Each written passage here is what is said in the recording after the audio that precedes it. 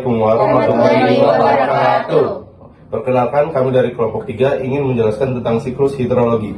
Sebelum itu, saya akan memperkenalkan diri saya, yaitu saya Rizky Arsyad.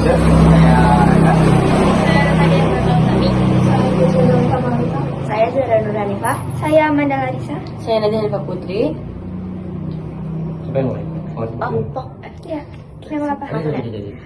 Pengertian, siklus air dikenal juga sebagai siklus hidrologi, adalah proses alami yang mana air bergerak secara terus-menerus.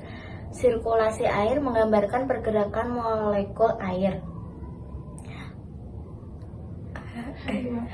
H2O dari atmosfer ke bumi dan sebaliknya. Sirkulasi ini tidak pernah berhenti sehingga membentuk rangkaian melingkar perjalanan molekul air yang disebut siklus. Tahapan siklus air. Air berubah bentuk dari uap ke cairan dan padat, berpindah antara atmosfer, daratan, dan lautan melalui berbagai tahapan. Proses dan tahapan tersebut akan berulang terus-menerus sehingga air yang ada di bumi terus berputar dan tidak akan habis. Berikut beberapa tahapan yang terdapat dalam siklus air, yaitu ada evaporasi, kondensasi, presipitasi, infiltrasi, runoff, dan transpirasi. 1. Evaporasi. Tahap pertama siklus air terjadi ketika energi matahari menyebabkan air dari lautan, sungai, dan danau menguap ke atmosfer. Proses ini juga melibatkan penguapan dari permukaan tumbuhan dan tanah. Pada prinsipnya, keduanya sama karena merupakan proses perubahan zat cair menjadi gas yang akan berkumpul di atmosfer. 2. Kondensasi. Kondensasi adalah proses perubahan air dari gas menjadi cair, atau kita kenal sebagai istilah pengambunan, yang merupakan kebalikan dari evaporasi atau penguapan. Pada siklus hidrologi, kondensasi terjadi di atmosfer akibat perubahan suhu dan tekanan. Akibat adanya kondensasi, air akan berkumpul membentuk awan hitam dan yang siap turun sebagai hujan ketika mencapai titik jenuh. 3. Presipitasi. Ketika awan jenuh dengan tetesan air, presipitasi terjadi. Presipitasi dapat berupa hujan salju, hujan es, atau embun buku. Air jatuh ke permukaan bumi dan lantas mengisi sungai, danau, dan akhirnya lautan. Semakin banyak uap air yang terbentuk di atmosfer, maka tetesan air yang ada di awan akan semakin banyak dan semakin berat.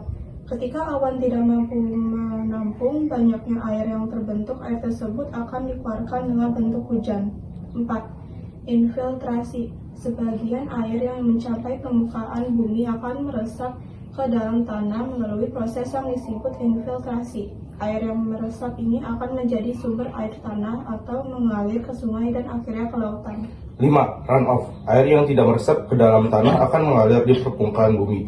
Air di permukaan ini kemudian membentuk aliran sungai, danau, dan waduk. 6. Transpirasi. Proses tumbuhan menyerap air melalui akar dan mengeluarkan uap air melalui stomata pada daun disebut transpirasi. Proses ini membantu mempertahankan keseimbangan siklus air. Macam-macam siklus air. Siklus pendek. Siklus air pendek diawali dari evaporasi air laut ke atmosfer. Pada ketinggian tertentu, uap air akan mengalami kondensasi yang akan membentuk awan. Awan tak mampu menahan beban air akan mengalami presipitasi dan terjadi hujan sehingga air jatuh kembali ke laut. Siklus sedang. Dalam siklus sedang, uap air akan terbawa oleh air menuju daratan. Di ketinggian tertentu, uap air mengalami proses kondensasi menjadi awan. Awan kemudian menjadi hujan yang jatuh di daratan, meresap ke dalam tanah. Sebagian akan diserap oleh akar tumbuhan. Sebagian lagi akan terbawa aliran air permukaan seperti sungai dan parit. Air akan melewati berbagai macam saluran air yang akan membawanya kembali berakhir ke laut. Yang terakhir ada siklus panjang. Siklus panjang diawali dengan evaporasi dan kondensasi air laut.